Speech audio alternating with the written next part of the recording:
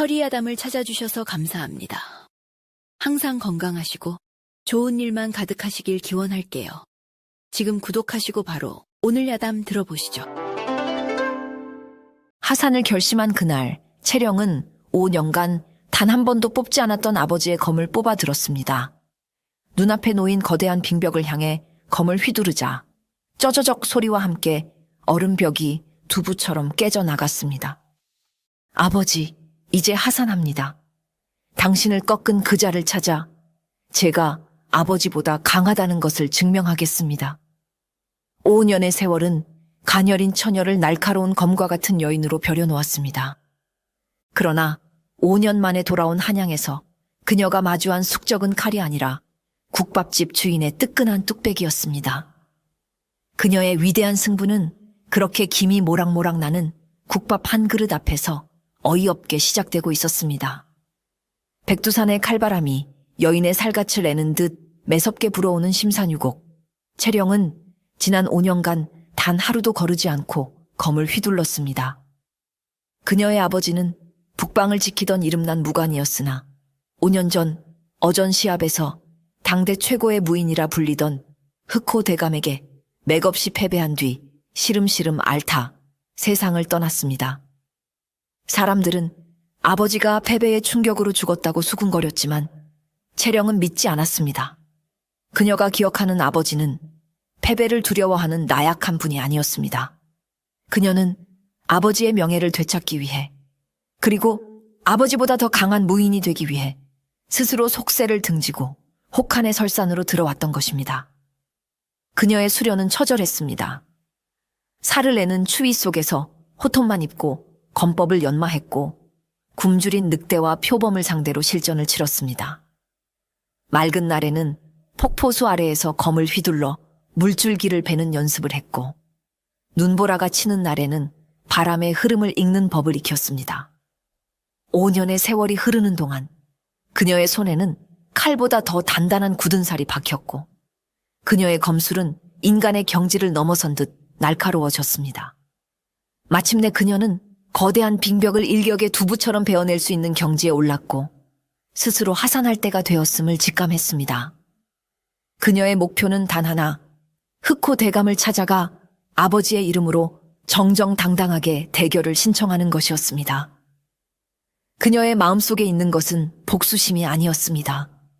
오히려 그것은 순수한 무인으로서의 승부욕에 가까웠습니다. 아버지는 결코 약해서 진 것이 아니다. 다만 상대가 그 순간 아버지보다 더 강했을 뿐이다. 그렇다면 내가 그자보다 더 강해져서 아버지가 틀리지 않았음을 증명하면 된다. 이것이 지난 5년간 그녀를 버티게 해준 유일한 신념이었습니다. 그녀는 아버지의 유품인 낡은 검 한 자루와 비상식량으로 직접 만든 육포 몇 조각, 그리고 산에서 캔 귀한 약초 한 줌을 보찜에 챙겼습니다. 세상 물정의 어두운 그녀에게 돈이란 아무런 의미가 없는 것이었습니다. 그녀는 자신의 육포와 약초가 한양에서는 금은보화보다 더 귀한 대접을 받을 것이라 굳게 믿고 있었습니다. 그녀는 5년간 정들었던 작은 동굴을 뒤로하고 망설임 없이 눈 덮인 산길을 내려가기 시작했습니다. 그녀의 발걸음은 눈 위를 걷는 듯 가벼웠고 그녀의 눈빛은 복수를 앞둔 자의 살기가 아닌 새로운 세상을 향한 미지의 설렘으로 빛나고 있었습니다. 그러나 그녀는 알지 못했습니다. 자신이 앞으로 마주하게 될 한양이라는 곳이 맹수들이 우글거리는 설산보다 훨씬 더 복잡하고 이해할 수 없는 곳이라는 사실을 말입니다. 며칠을 걸어 마침내 도착한 한양은 채령이 상상했던 것과는 전혀 다른 곳이었습니다. 끝없이 이어진 기와집들과 거리를 가득 메운 수많은 사람들, 그리고 시끄러운 소음은 평생을 고요한 설산에서 살아온 그녀에게는 큰 충격이었습니다. 그녀는 잠시 어리둥절했지만 이내 뱃속에서 들려오는 꼬르륵 소리에 정신을 차렸습니다. 며칠간 육포로만 연명했더니 따뜻한 국물과 밥이 간절했습니다. 그때 그녀의 코끝을 자극하는 구수하고 진한 고깃국물 냄새가 풍겨왔습니다. 냄새를 따라 고개를 돌리니 백년화로라는 큼지막한 현판이 걸린 국밥집이 보였습니다. 가게 안은 저녁 시간을 맞아 손님들로 발 디딜 틈이 없었습니다. 채령은 망설임 없이 가게 안으로 들어서서 빈자리를 찾아 앉았습니다. 잠시 후 억척스러워 보이는 주모가 다가와 퉁명스럽게 물었습니다. 뭘 드시겠소? 채령은 메뉴를 살필 것도 없이 여기서 가장 뜨끈하고 배부른 것으로 하나 주시오 라고 말했습니다. 곧 그녀의 앞에 김이 모락모락 나는 뚝배기 국밥 한 그릇이 놓였습니다. 그녀는 예법도 잊은 채 허겁지겁 국밥을 먹기 시작했습니다. 진하게 우려낸 뽀얀 국물과 부드럽게 삶아진 고기, 그리고 넉넉하게 말아진 밥은 그녀의 허기진 배와 얼어붙은 몸을 순식간에 녹여주었습니다. 그녀는 국물 한 방울 남기지 않고 뚝배기를 깨끗하게 비웠습니다. 그리고는 만족스러운 표정으로 트림을 한 번 하고 품속에서 주섬주섬 무언가를 꺼냈습니다. 바로 그녀가 비상식량으로 가지고 다니던 최상급 육포 한 조각이었습니다. 그녀는 그것을 상 위에 탁 내려놓으며 주모를 향해 당당하게 말했습니다. 여기 밥값이오. 거스름돈은 필요 없소. 그녀의 기이한 행동에 주모와 주변에서 식사를 하던 손님들의 시선이 일제히 그녀에게로 쏠렸습니다. 주모는 어이가 없다는 표정으로 육포 조각을 집어들고는 소리쳤습니다. 아니, 이 처자가 미쳤나. 지금 밥값을 이 고기 쪼가리 하나로 퉁치겠다는 게요. 여기가 어디라고 행패를 부리는 게요. 주모의 고함 소리에 가게 안은 순식간에 아수라장이 되었습니다. 손님들은 웬 상골 처녀가 제정신이 아니구먼. 돈 없으면 곱게 외상을 달라고나 할 것이지 라며 수군거렸습니다. 채령은 사람들의 반응을 이해할 수 없었습니다. 이 육포는 백두산 멧돼지의 가장 좋은 부위로 만든 것이요. 한양에서는 금값이라 들었는데 국밥 한 그릇 값으로 부족하단 말이요? 그녀의 순진한 반문에 사람들은 더욱 기가 막히다는 표정을 지었습니다. 소동은 점점 더 커지고 있었습니다. 가게 안에 소란이 극에 달했을 때였습니다. 주방 안쪽에서 이보시오, 월향. 무슨 소란인가라며 한량처럼 보이는 젊은 사내 하나가 어슬렁거리며 걸어 나왔습니다. 그는 비단 도포를 입었지만 어딘가 허술해 보였고 얼굴에는 만사가 귀찮다는 표정이 역력했습니다. 바로 이 국밥집 백년화로의 젊은 주인 정도원이었습니다. 주모 월향은 기다렸다는 듯이 그에게 달려가 하소연을 늘어놓았습니다. 도련님, 이것 좀 보십시오. 웬 미친 처자가 나타나 밥값을 떼어먹으려 합니다. 정도원은 월향의 호들갑에도 별다른 반응 없이 채령과 그녀가 내놓은 육포를 묵묵히 바라보았습니다. 그는 한눈에 채령이 보통 인물이 아님을 직감했습니다.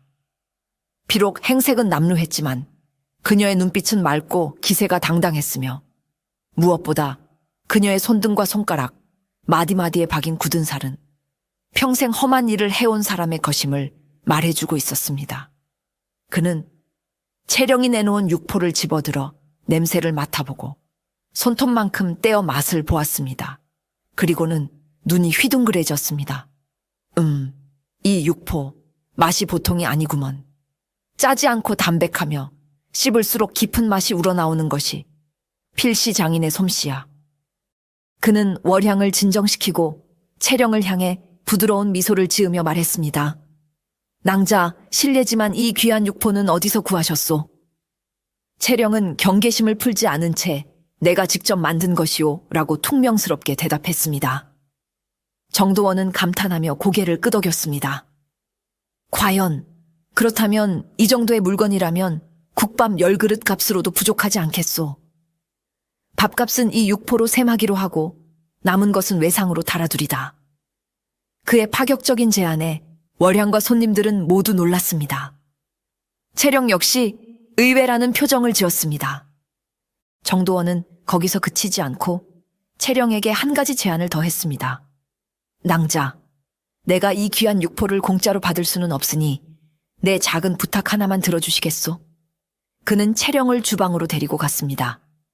그리고는 겨울 내내 처마 밑에 두어 단단하게 얼어붙은 거대한 두부 한 모를 가리켰습니다. 낭자의 손을 보니 칼을 다루는 솜씨가 예사롭지 않을 듯한데 저 얼음 두부를 종이장처럼 얇게 한번 썰어줄 수 있겠소? 그의 엉뚱한 부탁에 채령은 잠시 황당한 표정을 지었지만 이내 무언가 재미있는 일을 만났다는 듯한 묘한 미소를 지었습니다. 채령은 귀찮다는 표정을 지었지만 밥값을 후하게 쳐준 정도원의 부탁을 거절할 수는 없었습니다. 그녀는 자신이 메고 있던 길쭉한 보찜을 풀고 그 안에서 낡은 천에 감싸인 검을 꺼내 들었습니다. 검이 모습을 드러내는 순간 주방 안의 공기가 차갑게 변하는 듯 했습니다. 검은 화려한 장식 하나 없는 투박한 모양이었지만 검날에서는 서릿발 같은 기운이 뿜어져 나오고 있었습니다. 주방에서 일하던 칼잡이와 안악들은 저도 모르게 마른 침을 삼켰습니다. 정도원만이 흥미로운 눈빛으로 그녀의 행동을 주시하고 있었습니다. 채령은 검을 뽑아 들고 잠시 숨을 골랐습니다. 그리고는 얼음 두부 앞에 섰습니다. 그녀의 눈빛이 순간 날카롭게 변했습니다. 쉬익 하는 날카로운 파공성과 함께 그녀의 검이 허공을 갈랐습니다. 그녀의 움직임은 너무나도 빨라 사람들의 눈에는 마치 수십 개의 잔상이 동시에 움직이는 것처럼 보였습니다. 순식간에 수십 번, 아니 수백 번의 칼질이 얼어붙은 두부를 향해 쏟아졌습니다. 그러나 놀랍게도 두부에는 아무런 변화가 없는 것처럼 보였습니다. 주방 사람들은 저 처자가 대체 뭘 하는 건가 하며 의아해했습니다. 채령은 조용히 검을 거두어 검집에 넣었습니다. 그리고는 정도원을 향해 됐소라고 퉁명스럽게 말했습니다. 정도원이 의아한 표정으로 두부에 다가가 손가락으로 툭 건드리는 순간 기적이 일어났습니다. 단단한 얼음 덩어리였던 두부가 사르르 소리를 내며 무너져 내리더니 마치 눈꽃처럼 얇게 썰린 수백 장의 두부 조각으로 변해버린 것이었습니다. 두부 조각 하나하나가 어찌나 얇고 고른지 반대편이 훤히 비칠 정도였습니다. 그것은 인간의 솜씨라고는 믿기 힘든 신기에 가까운 칼솜씨였습니다. 주방 사람들은 모두 입을 떡 벌린 채 경악을 금치 못했습니다. 정도원의 눈은 흥분으로 이글거리고 있었습니다. 그는 속으로 쾌재를 불렀습니다. 찾았다. 바로 이거야. 그는 국밥의 맛을 결정하는 가장 중요한 요소 중 하나가 바로 고기와 재료를 써는 솜씨라고 믿고 있었습니다. 채령의 칼솜씨라면 고기의 질감을 극대화하고 국물의 맛을 한 단계 끌어올릴 수 있을 것이라 확신했습니다. 그는 채령에게 다가가 거의 애원하다시피 말했습니다. 낭자, 제발 우리 국밥집에서 일해주시오. 낭자가 원하는 것은 무엇이든 들어주겠소. 채령은 그의 엉뚱한 제안에 황당한 표정을 지었습니다. 채령은 정도원의 제안을 단칼에 거절했습니다. 나는 갈 길이 바쁜 몸이요. 한양에 온 것은 숙수를 하기 위함이 아니라 흑호 대감이라는 자와 결판을 내기 위함이니 쓸데없는 소리는 집어치우시오. 그녀는 자신의 목표를 분명히 밝혔습니다. 그러나 정도원은 포기하지 않았습니다. 그는 오히려 채령의 말을 듣고 묘한 미소를 지었습니다. 흑호 대감 말이요? 그거라면 이야기가 좀 달라지지. 내가 그분을 잘 아오. 아니, 그분을 만날 수 있도록 도와줄 수도 있소. 그의 말에 채령의 눈이 번쩍 뜨였습니다. 정도원은 능구렁이처럼 채령을 구슬리기 시작했습니다.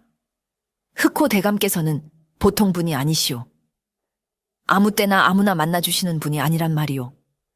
그분은 지금 깊은 곳에 응어하고 계셔서 그 행방을 아는 자가 거의 없소. 허나 나에게는 그분을 만날 방도가 있지. 그는 채령의 마음이 흔들리는 것을 보고 쐐기를 박았습니다. 이리 합시다. 낭자께서 우리 가게에서 두부와 고기를 썰어주신다면 내가 그동안 흑호 대감의 행방을 수소문하여 두 분의 만남을 주선해드리겠소. 어떻소? 믿지는 장사는 아닐 텐데. 채령은 잠시 고민에 빠졌습니다. 무작정 한양을 뒤져 흑호 대감을 찾는 것보다는 이곳에 머물며 정보를 얻는 것이 훨씬 효율적이라는 생각이 들었습니다. 게다가 이 국밥집의 음식 맛도 제법 마음에 들었습니다. 그녀는 잠시 뜸을 들이다 마지못해 고개를 끄덕였습니다. 좋소. 허나 조건이 있어. 하루 세끼 뜨끈한 국밥과 편히 잠잘 곳을 제공해야 할 것이요. 그리고 흑호대감을 만나는 즉시 나는 이곳을 떠날 것이요. 그녀의 단호한 조건에 정도원은 뛸 듯이 기뻐하며 손을 잡았습니다. 물론이요. 그것은 나의 임금이요.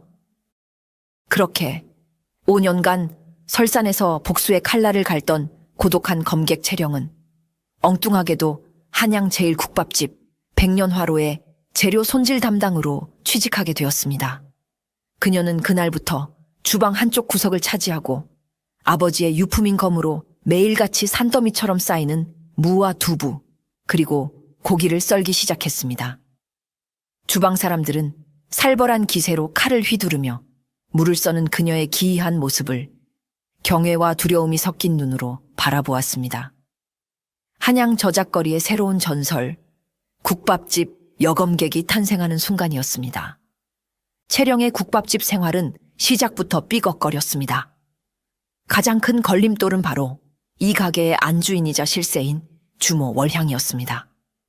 월향은 처음부터 채령이 못마땅했습니다. 밥값을 육포로 퉁친 것도 모자라 어수룩해 보이는 주인 도련님을 홀려 가게에 눌러 앉았다고 생각했기 때문입니다. 더구나 주방은 여인들의 공간이자 엄격한 위계 질서가 존재하는 곳인데 웬 칼 잘 쓰는 계집 하나가 나타나 자신의 영역을 침범하는 것을 용납할 수 없었습니다. 그녀는 틈만 나면 채령에게 트집을 잡고 텃세를 부리기 시작했습니다. 어느 날 아침 월향은 채령에게 산더미 같은 마늘과 파를 던져주며 말했습니다. 내 칼솜씨가 그리 대단하다면서 어디 오늘 안으로 저 마늘을 다 빻고 파는 실처럼 가늘게 차에 썰어보거라. 그것도 못하면 당장 보따리 싸서 나갈 줄 알아라. 그것은 명백한 도발이었습니다. 보통 사람이라면 하루 종일 걸려도 다 못할 양이었습니다. 주방의 다른 안악들은 안쓰러운 눈으로 채령을 쳐다보았습니다. 그러나 채령은 아무 말 없이 마늘과 파를 받아들었습니다. 그녀의 얼굴에는 어떤 감정도 떠오르지 않았습니다. 채령은 먼저 마늘 한 접을 도마 위에 올려놓았습니다. 그리고는 칼등으로 마늘을 가볍게 툭 쳤습니다. 그러자 놀라운 일이 벌어졌습니다. 단단했던 마늘들이 마치 얼음이 깨지듯 순식간에 잘게 으깨져 버린 것이었습니다. 그녀가 내공을 실어 충격을 가한 것이었습니다. 그녀는 같은 방식으로 순식간에 마늘산을 가루로 만들어 버렸습니다. 다음은 파차의 썰기였습니다. 그녀는 팔을 여러 겹으로 겹쳐놓고 눈에 보이지 않을 속도로 칼을 놀리기 시작했습니다. 사사삭 하는 소리가 지나간 자리에 파는 머리카락보다 더 가늘고 고운 채로 변해 있었습니다.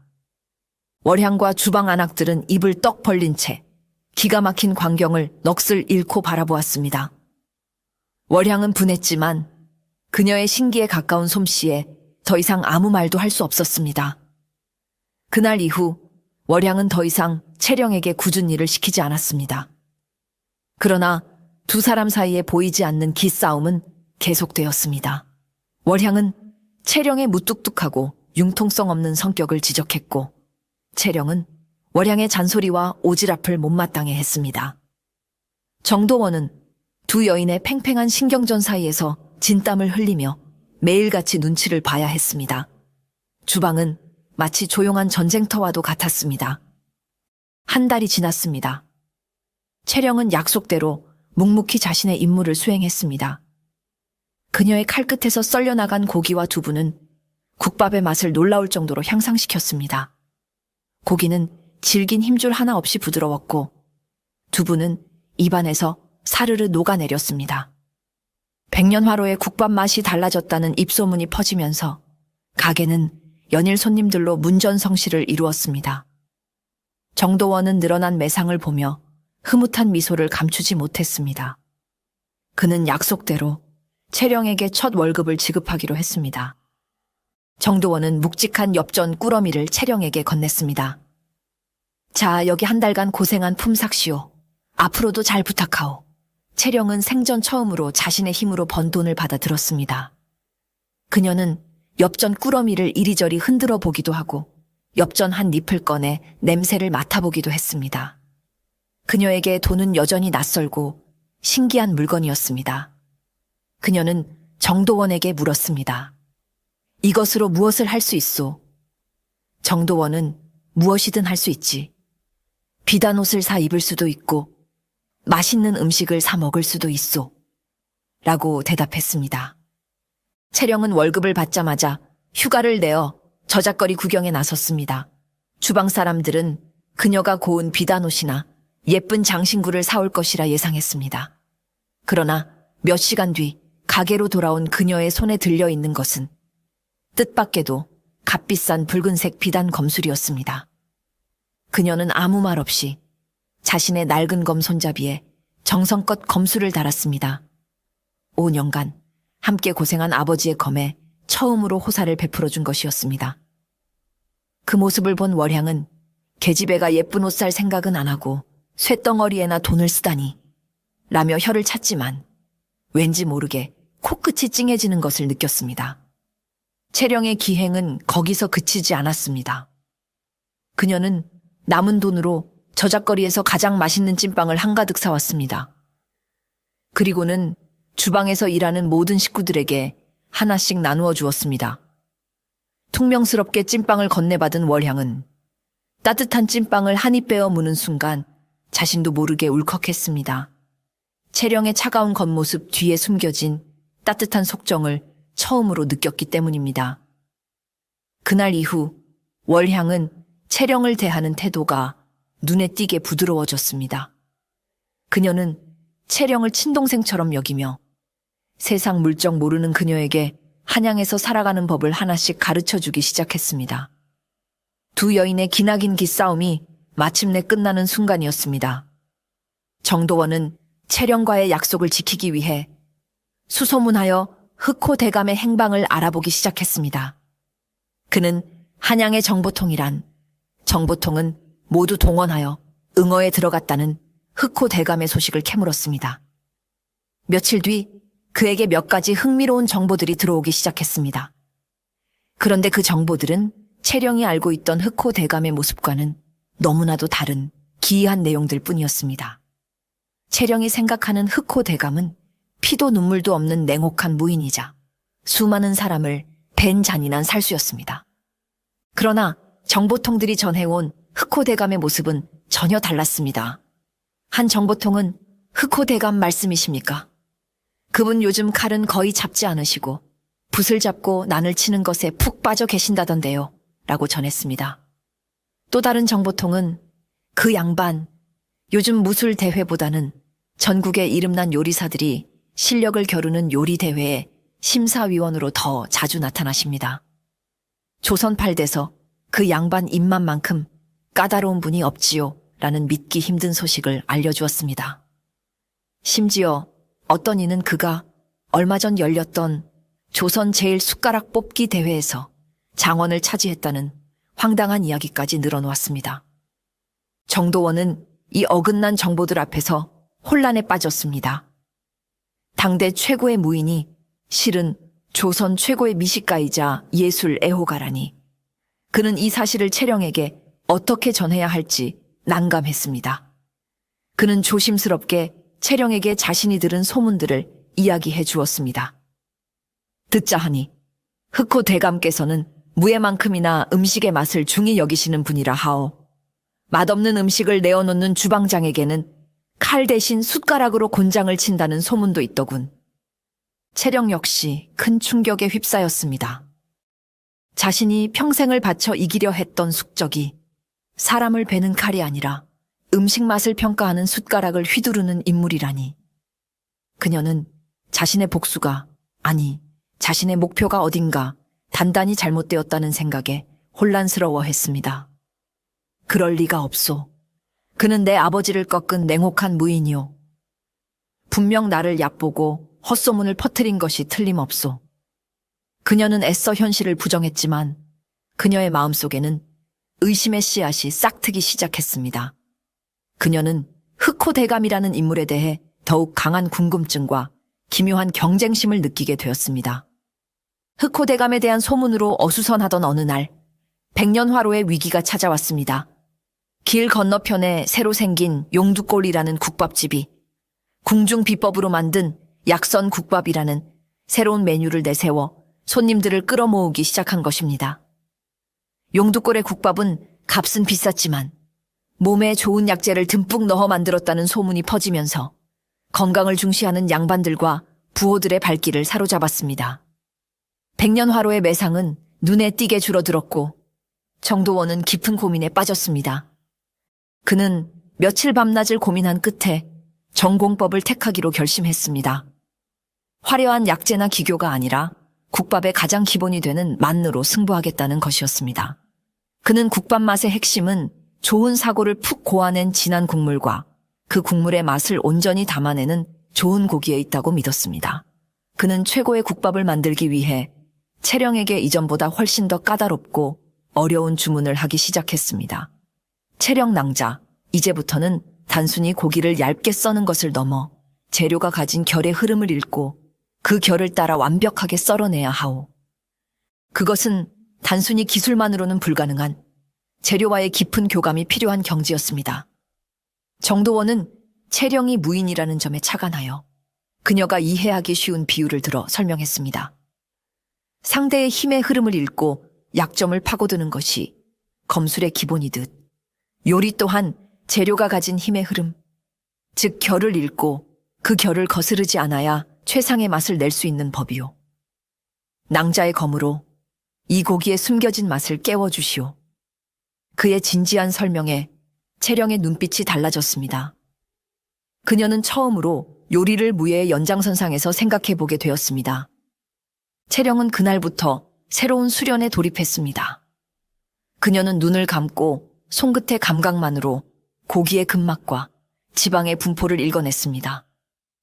그리고는 내공을 실어 힘을 거의 들이지 않고도 자연스럽게 고기의 결을 따라 칼을 움직였습니다. 그녀의 칼이 지나간 자리에 고기는 마치 살아있는 듯 부드러운 질감을 되찾았습니다. 그녀는 뼈와 살을 분리할 때도 뼈마디의 가장 약한 부분을 정확히 파고들어 순식간에 완벽하게 해체해냈습니다. 그녀는 무공의 원리를 요리에 접목시켜 자신만의 독보적인 요리 건법을 창조해내고 있었습니다. 그녀의 칼끝에서 백년화로의 국밥은 전설이 될 준비를 하고 있었습니다. 채령은 매일같이 동이 트기 전부터 주방에 나와 수백 근의 고기와 뼈, 그리고 두부를 썰었습니다. 그녀에게 주방은 더 이상 임시 거처가 아니라 설산의 수련장을 대체하는 새로운 무대였습니다. 그녀는 칼을 휘두를 때마다 이전에는 느껴보지 못했던 새로운 감각들이 깨어나는 것을 느꼈습니다. 그것은 단순히 무언가를 베고 자르는 행위를 넘어 대상의 본질을 이해하고 그것과 하나가 되는 과정이었습니다. 그녀는 고기의 결을 따라 칼을 움직이며 생명이 가진 복잡하고 신비로운 구조를 깨달았습니다. 어느 날 밤, 모두가 잠든 시간, 채령은 홀로 주방에 남아 달빛 아래에서 건물을 추고 있었습니다. 그런데 그녀의 검문은 예전과 달랐습니다. 살기로 가득 찼던 그녀의 검은 이제 부드럽고 유려한 춤사위처럼 변해 있었습니다. 그녀의 검끝은 더 이상 적의 급소를 노리는 것이 아니라 마치 허공에 떠있는 재료들을 손질하는 듯한 움직임을 보였습니다. 그녀는 검을 휘두르며 깨달았습니다. 살아있는 적을 베어 생명을 빼앗는 검술과 죽은 재료에 칼질을 하여 새로운 맛과 생명을 불어넣는 요리가 근본적으로 다르지 않다는 것을 말입니다. 그 깨달음의 순간 그녀의 검술은 한 단계 더 높은 경지로 올라섰습니다. 그녀의 검에서는 더 이상 사람을 해치려는 살기가 느껴지지 않았습니다. 대신 그 자리에는 대상의 본질을 꿰뚫고 그 가치를 최대한으로 끌어올리려는 장인의 혼이 담기기 시작했습니다. 그녀는 사람을 죽이는 살인검의 경지를 넘어 사람을 살리는 활인검의 문턱에 들어서고 있었던 것입니다. 그녀는 자신의 손에 들린 검이 누군가를 해치기 위한 도구가 아니라 누군가를 행복하게 만들어줄 수 있는 도구가 될 수도 있다는 사실을 처음으로 깨닫고 가슴 벅찬 희열을 느꼈습니다. 다음 날 아침 그녀가 썰어놓은 고기와 두부는 이전과는 차원이 달랐습니다. 고기는 입에 넣는 순간 녹아내릴 듯 부드러웠고 두부는 콩의 고소한 풍미가 그대로 살아있었습니다. 그녀의 칼질이 담긴 국밥을 맛본 정도원은 그 맛의 변화에 놀라 말을 잇지 못했습니다. 그는 채령의 얼굴을 보았습니다. 그녀의 얼굴은 여전히 무뚝뚝했지만 그녀의 눈빛은 이전보다 훨씬 더 깊고 평온해져 있었습니다. 그는 그녀가 검객으로서 그리고 한 인간으로서 중요한 성장을 이루었음을 직감했습니다. 백년화로의 국밥은 이제 그 어떤 경쟁자도 넘볼 수 없는 절대적인 맛을 갖게 되었습니다. 백년화로의 국밥 맛이 신의 경지에 올랐다는 소문은 미식가들 사이에서 삽시간에 퍼져나갔습니다. 가게는 연일 인산인해를 이루었고 용두골 국밥집은 파리만 날리는 신세가 되었습니다. 그러던 어느 날 오후 가게가 한산해질 무렵 허름한 갓을 쓴 노인 한 명이 백년화로를 찾아왔습니다. 그는 말없이 구석진 자리에 앉아 국밥 한 그릇을 주문했습니다. 그의 행색은 평범한 시골 노인 같았지만 그의 눈빛만은 예리하게 빛나고 있었습니다. 바로 신분을 숨기고 잠행에 나선 흑호 대감이었습니다. 흑호 대감은 자신에 대한 기이한 소문들을 익히 알고 있었고 그 소문의 진원지 중 하나인 백년화로의 국밥 맛이 궁금하여 직접 찾아온 것이었습니다. 잠시 후 그의 앞에 뜨끈한 국밥 한 그릇이 놓였습니다. 그는 먼저 국물 색을 살피고 냄새를 맡아보았습니다. 그리고는 숟가락으로 국물을 한술 떠서 맛을 보았습니다. 그의 미간이 순간 꿈틀거렸습니다. 그는 감탄사를 내뱉으며 이번에는 고기 한 점을 입에 넣었습니다. 고기가 혀에 닿는 순간 그의 눈이 휘둥그레졌습니다. 이 맛은... 그는 믿을 수 없다는 표정으로 연신 고기와 국물을 번갈아 먹기 시작했습니다. 고기는 씹을 필요도 없이 부드럽게 녹아내렸고 국물은 깊고 진하면서도 뒷맛이 깔끔했습니다. 그는 수많은 음식을 맛보았지만 이처럼 완벽한 균형을 이룬 국밥은 난생 처음이었습니다. 그는 식사를 마치고 벅찬 감정을 누르며 주인을 찾았습니다. 여봐라, 주인장. 이 고기는 대체 누가 썬 겐가? 예사 솜씨가 아니야.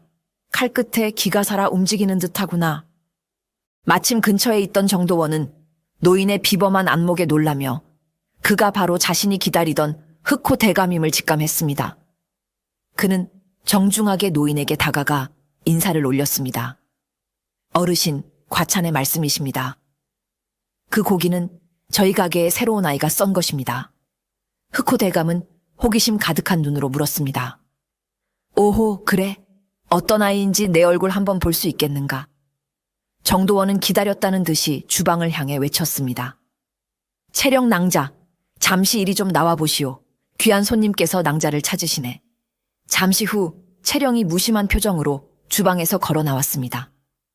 채령은 자신의 앞에 앉아있는 허름한 노인을 보았습니다. 그리고 그와 눈이 마주치는 순간 온몸에 전율이 이는 것을 느꼈습니다. 비록 겉모습은 평범한 노인 같았지만 그의 몸에서 뿜어져 나오는 기운은 자신이 설산에서 마주쳤던 그 어떤 맹수보다도 강렬하고 압도적이었습니다. 그녀는 직감적으로 그가 바로 자신이 5년간 찾아 헤맸던 숙적, 흑호 대감이라는 것을 알았습니다. 그녀의 피가 차갑게 식는 듯했습니다. 드디어 결전의 순간이 온 것이었습니다. 그녀는 주저없이 등 뒤에 맨 검을 뽑아 들었습니다. 검이 뽑히는 순간 가게 안의 온도가 몇 도는 내려간 듯 싸늘한 기운이 감돌았습니다. 그녀는 흑호 대감을 향해 검끝을 겨누고 얼음처럼 차가운 목소리로 말했습니다. 당신이 내 아버지를 꺾은 흑호 대감이요. 5년을 기다렸소.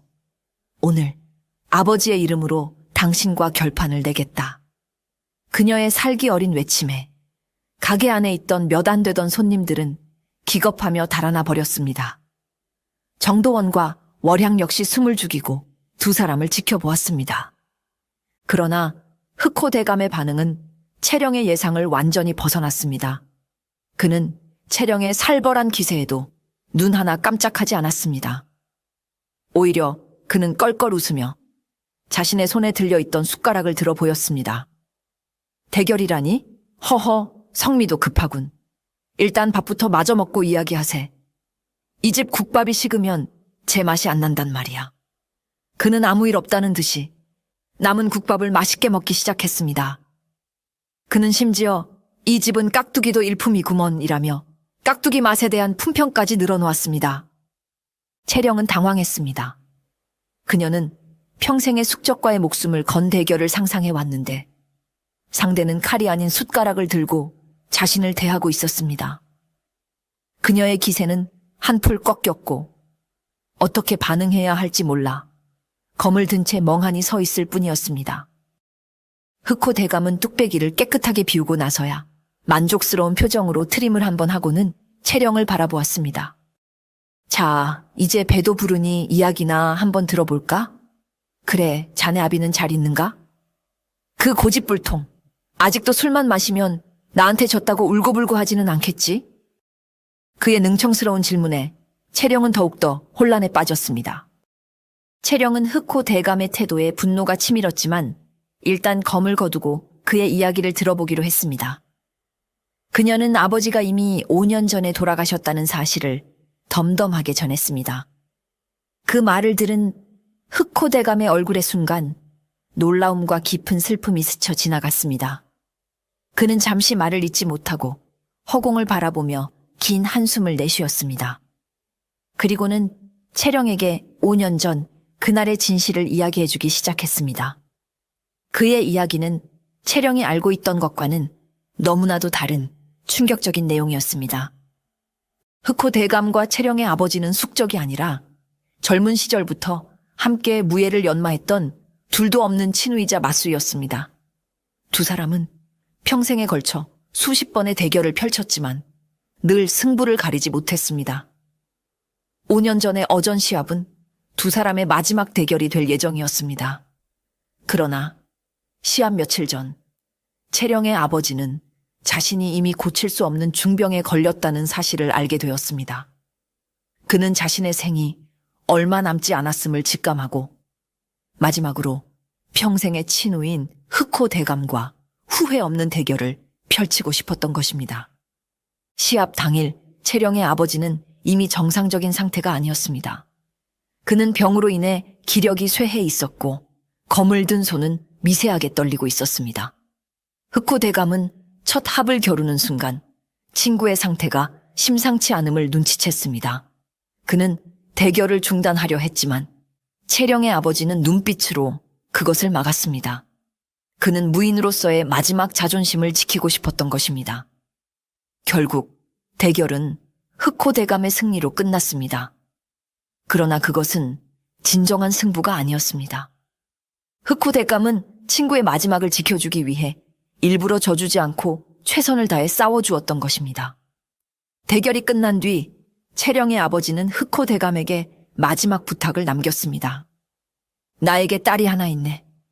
그 아이는 나보다 더 뛰어난 재능을 가졌지. 아마도 그 아이는 내 죽음이 자네 탓이라 여기고 언젠가 자네를 찾아갈 걸세.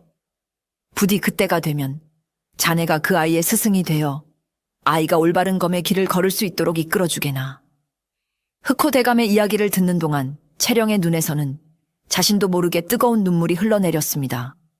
복수심으로 가득 찼던 그녀의 마음이 아버지에 대한 그리움과 흑호 대감에 대한 고마움으로 채워지는 순간이었습니다.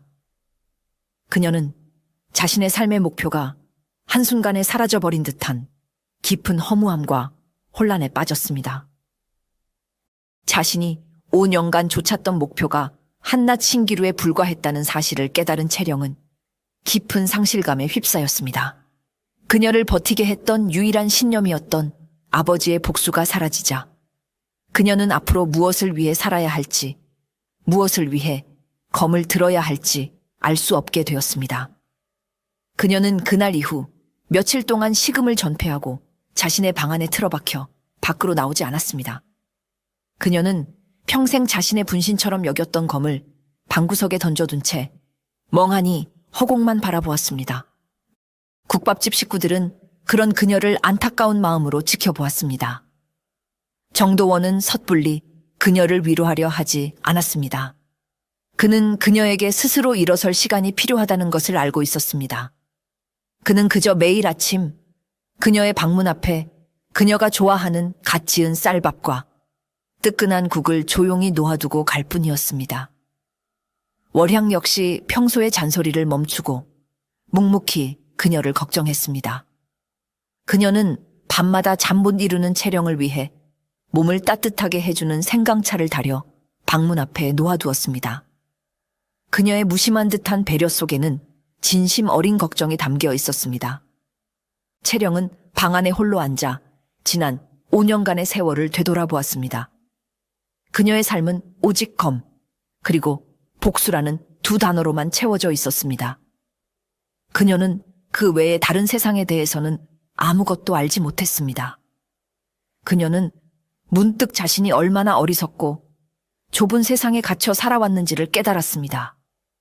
그녀는 아버지가 진정으로 원했던 것이 무엇이었을까를 생각해 보았습니다. 아버지는 과연 그녀가 복수심에 불타는 고독한 검객이 되기를 바랐을까? 아마도 아니었을 것입니다. 며칠이 지났습니다. 방 안에만 틀어박혀 있던 채령은 헬쑥해졌지만 그녀의 눈빛은 이전보다 한결 차분해져 있었습니다. 그녀는 문득 정도원이 무심코 던졌던 말을 떠올렸습니다. 검을 잡는 이유가 꼭 누군가를 이기기 위해서만 있는 것은 아닐세. 때로는 누군가를 지키기 위해 혹은 누군가를 기쁘게 해주기 위해 검을 잡을 수도 있는 법이지. 그녀는 그 말의 의미를 곱씹어 보았습니다. 그리고는 천천히 자리에서 일어나 방구석에 놓여있던 자신의 검을 집어 들었습니다. 그녀는 검을 들고 조용히 주방으로 향했습니다.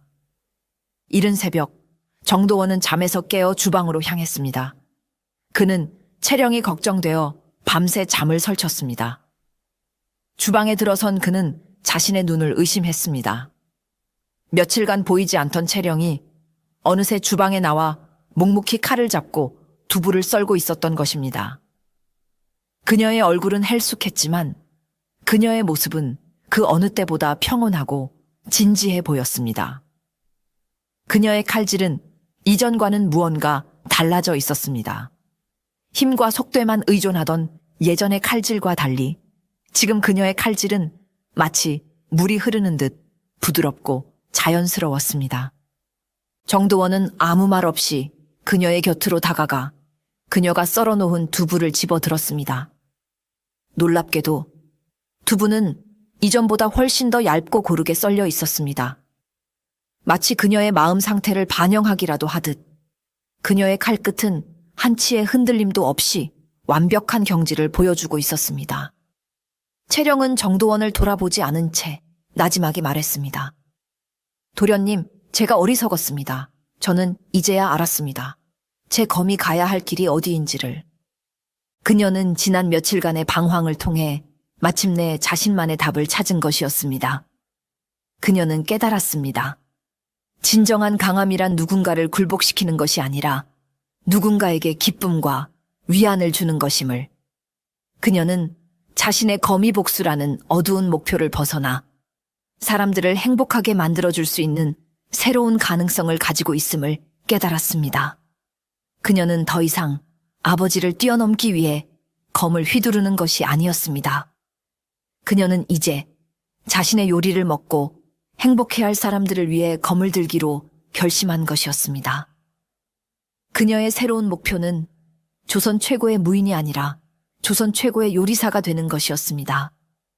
그녀의 각성에 정도원은 진심으로 기뻐하며 그녀를 격려해 주었습니다. 잘 생각했소, 채령 낭자. 낭자의 검은 이제부터 수많은 사람들을 살리는 활인검이 될 것이오. 그날 아침 채령이 만든 국밥은 이전과는 비교할 수 없을 정도로 깊고 따뜻한 맛을 냈습니다. 그녀의 마음이, 그녀의 새로운 길이 칼끝을 통해 고스란히 음식에 담겼기 때문입니다. 그녀는 비로소 자신만의 길, 자신만의 검을 찾은 것입니다. 그녀의 얼굴에 5년 만에 처음으로 희미한 미소가 떠올랐습니다. 채령이 새로운 길을 찾았다는 소식을 들은 흑호 대감은 마치 제 일처럼 기뻐하며 매일같이 백년 화로를 찾아왔습니다. 그는 더 이상 손님이 아니라 채령의 든든한 스승이자 후원자를 자처했습니다. 그는 자신의 오랜 친구이자 맞수이였던 채령 아버지와의 약속을 지키기 위해, 그리고 채령의 놀라운 재능을 꽃피워주기 위해 자신이 가진 모든 지식과 경험을 그녀에게 전수해주기 시작했습니다. 그의 가르침은 평범한 요리 선생의 그것과는 차원이 달랐습니다. 그는 채령에게 무공의 원리를 통해 요리의 비법을 가르쳤습니다. 요리란 기의 흐름을 다스리는 것과 같다. 좋은 재료를 고르는 것은 좋은 무기를 고르는 것과 같고, 불의 세기를 조절하는 것은 내공의 강약을 조절하는 것과 같지.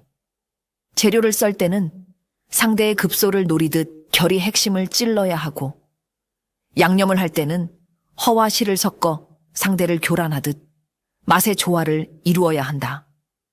그의 가르침은 채령이 무인으로서 살아온 경험과 맞물려 그녀가 요리의 깊은 세계를 빠르게 이해하는 데 큰 도움이 되었습니다. 흑호 대감은 그녀를 데리고 전국의 이름난 시장을 돌아다니며 최고의 식재료를 고르는 안목을 길러주었습니다. 그는 그녀에게 동해의 신선한 해산물과 남도의 기름진 곡식, 그리고 자신이 평생에 걸쳐 수집한 비밀스러운 향신료들의 사용법을 아낌없이 전수해 주었습니다. 채령은 그의 가르침을 스펀지처럼 흡수하며 하루가 다르게 성장해 나갔습니다. 그녀의 요리는 이제 단순히 기술적으로 뛰어난 것을 넘어 깊이와 철학을 담기 시작했습니다. 어느 날 흑호 대감은 채령에게 자신의 낡은 숟가락 하나를 건네주었습니다. 이것은 내가 평생 사용해온 숟가락이다. 나는 이 숟가락으로 천하의 맛을 보았고 또한 맛의 도를 깨달았다. 검과 국자는 다르지 않다. 둘 다 사용하는 사람의 마음을 담는 그릇이지. 이제 이 숟가락은 너의 것이다. 이 숟가락으로 너만의 맛을 찾아 세상을 이롭게 하거라. 채령은 스승의 깊은 뜻을 깨닫고 눈물을 흘리며 숟가락을 받아들었습니다. 그녀는 이제 명실상부한 흑호 대감의 유일한 제자가 된 것입니다. 그러던 어느 날 한양에는 임금의 탄신일을 기념하여 조선팔도 최고의 요리사를 뽑는 어전 요리 대회가 열린다는 방이 나붙었습니다. 이 대회에서 장원을 차지하는 요리사는 궁중 최고의 요리사인 수라간 상궁의 직위를 하사받고 대대로 가문의 영광을 누리게 된다는 내용이었습니다. 전국의 내로라 하는 요리사들이 모두 이 대회에 참가하기 위해 한양으로 모여들기 시작했습니다. 정도원은 이 소식을 듣고 채령에게 백년화로의 명예를 걸고 이 대회에 나가볼 것을 제안했습니다.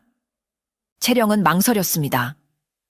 그녀는 자신의 요리 솜씨가 아직 부족하다고 생각했고 수많은 사람들 앞에서 실력을 겨룬다는 것이 쑥스러웠습니다. 그러나 흑호 대감과 국밥집 식구들은 그녀의 등을 떠밀었습니다. 두려워 말거라. 내 실력은 이미 대령 숙수들을 뛰어넘었다. 가서 너의 검, 아니 너의 국자가 얼마나 대단한지를 세상에 보여주거라. 스승의 격려와 낭자가 우승하면 우리 가게는 대박 나는 거요. 라며 주파나를 튕기는 정도원의 너스레에 그녀는 마침내 용기를 내어 대회에 참가하기로 결심했습니다. 대회 당일 경복궁의 넓은 마당에는 수십 개의 조리대가 설치되었고 각지에서 모여든 요리사들이 저마다의 솜씨를 뽐낼 준비를 하고 있었습니다. 쟁쟁한 궁중 요리사와 이름난 반가의 요리사들 사이에서 허름한 무명옷을 입은 채령의 모습은 단연 눈에 띄었습니다. 사람들은 그녀를 국밥집에서 온 무명 요리사라며 얕잡아보고 수군거렸습니다. 그러나 채령은 주변의 시선에 아랑곳하지 않고 묵묵히 자신의 조리대 앞에 서서 마음을 가다듬었습니다. 대회의 시작을 알리는 북소리가 울려 퍼지고 마침내 요리가 시작되었습니다. 다른 요리사들이 화려한 재료와 기교를 뽐내며 요란하게 요리를 하는 동안 채령은 조용히 눈을 감고 명상에 잠겼습니다. 그녀는 설산에서 그랬던 것처럼 바람의 흐름을 읽고 재료의 기운을 느끼고 있었습니다. 잠시 후 눈을 뜬 그녀의 손이 움직이기 시작했습니다. 그녀의 손에 들린 것은 칼과 국자였지만 그녀의 모습은 마치 절정 고수가 건물을 추는 듯 기품 있고 아름다웠습니다. 채령의 요리는 시작부터 다른 이들을 압도했습니다. 그녀의 요리 과정은 마치 잘 짜인 한 편의 무의 시연과도 같았습니다. 그녀가 칼을 잡고 물을 써는 모습은 마치 눈꽃이 바람에 흩날리는 듯 현란하고 아름다웠습니다.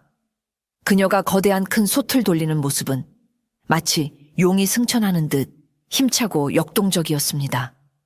그녀의 모든 움직임에는 군더더기가 없었고 힘과 부드러움이 완벽한 조화를 이루고 있었습니다.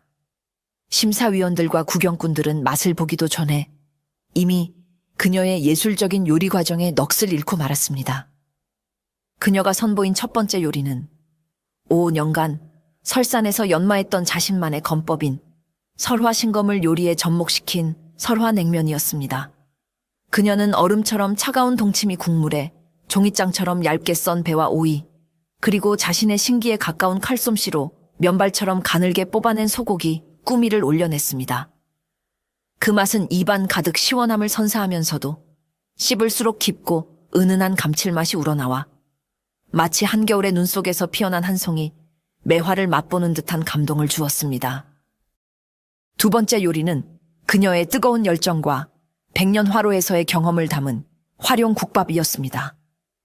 그녀는 거대한 가마솥에서 며칠간 고아낸 진한 사골 국물에 비법 양념과 함께 신선한 채소를 넣고 끓여냈습니다. 그리고 마지막으로 그녀가 활인검의 경지로 썰어낸 부드러운 소고기를 뚝배기에 담아 뜨거운 국물을 부어내는 토렴 방식으로 마무리했습니다. 그 맛은 마치 불을 내뿜는 용처럼 강렬하면서도 어머니의 품처럼 따뜻하고 깊은 위로를 주는 맛이었습니다. 차가움과 뜨거움, 극과 극의 두 가지 요리는 그녀의 파란만장했던 삶을 그대로 담아내고 있었습니다. 심사위원들은 그녀의 요리를 맛보고는 경탄을 금치 못했습니다. 특히 심사위원장으로 참석한 흑호 대감은 제자의 성장에 감격하여 눈시울을 붉히기까지 했습니다. 그는 이것은 단순한 음식이 아니다. 무와 도와 예가 하나로 어우러진 경지다. 이 아이는 칼로 요리를 한 것이 아니라 마음으로 요리를 했다. 는 극찬을 아끼지 않았습니다. 결과는 모두의 예상대로였습니다. 채령은 압도적인 점수 차이로 장원을 차지했고 조선 최고의 요리사라는 연계를 안게 되었습니다. 채령이 어전 요리 대회에서 장원을 차지했다는 소식은 순식간에 한양 전체에 퍼져나갔습니다. 국밥집에서 온 무명의 여검객이 하루아침에 조선 최고의 요리사로 등극한 놀라운 이야기는 사람들의 입에 오르내리며 큰 화제가 되었습니다. 약속대로 임금은 그녀를 궁으로 불러 궁중의 음식을 총괄하는 수라간 최고 상궁의 직위를 제안했습니다. 그것은 조선의 여인으로서 오를 수 있는 가장 명예롭고 영광스러운 자리였습니다. 모두가 그녀가 당연히 그 제안을 받아들이고 화려한 궁중 생활을 시작할 것이라 예상했습니다. 정도원과 월향 역시 기쁜 마음으로 그녀를 축하해주면서도 한편으로는 이제 그녀를 떠나보내야 한다는 생각에 서운한 마음을 감추지 못했습니다. 정도원은 애써 덤덤한 척하며 그녀에게 말했습니다. 이제 낭자는 우리 같은 장사치와는 어울리지 않는 귀한 몸이 되었소. 부디 궁에 들어가서도 지금의 마음을 잊지 말고 훌륭한 요리사가 되시오. 그의 말 속에는 진심 어린 축하와 함께 깊은 아쉬움이 묻어 있었습니다. 채령은 아무 말 없이 자신을 바라보는 국밥집 식구들의 얼굴을 하나하나 눈에 담았습니다. 며칠 뒤 채령은 임금의 부름을 받고 궁으로 들어갔습니다. 그녀는 임금의 앞에서 큰 절을 올리고 정중하게 입을 열었습니다. 성은이 망극하오나 소인, 상궁의 자리를 감당하기에는 아직 그릇이 부족하옵니다. 부디 소인의 무례를 용서하여 주시옵소서.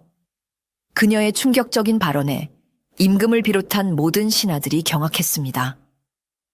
조선 최고의 연계를 제 발로 걷어차는